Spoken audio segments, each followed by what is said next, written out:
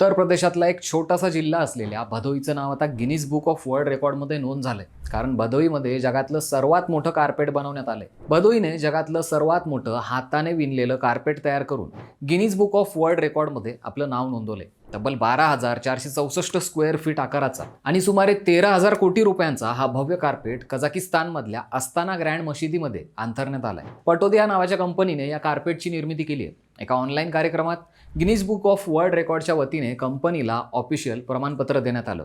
1,000 कलाकारांनी 6 महिन्यांच्या अथक परिश्रमातून हे कार्पेट तयार केलंय. हे कार्पेट 125 तुकड्यांमध्ये कझाकिस्तानला नेण्यात आलं.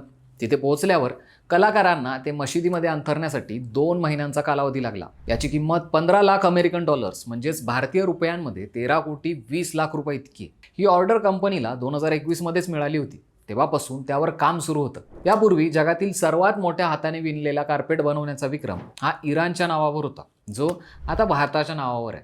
कार्पेटची खासियत म्हणजे ते पूर्णपणे लोकर वापरून बनवण्यात आले. इराणी पर्शियन डिझाईन असलेल्या या कार्पेटची प्रेरणा मशिदीच्या बागेतनं आणि जन्नतुल फिरदोस म्हणजे स्वर्गातली बाग या संकल्पनेवरनं घेतली. ही सुंदर मशीद इस्लामिक कला आणि कझाक संस्कृतीचं प्रतीक आहे. भदोईच्या कलाकारांच्या या कामगिरीमुळे भारताचं नाव जागतिक स्तरावर पुन्हा एकदा उजळलंय.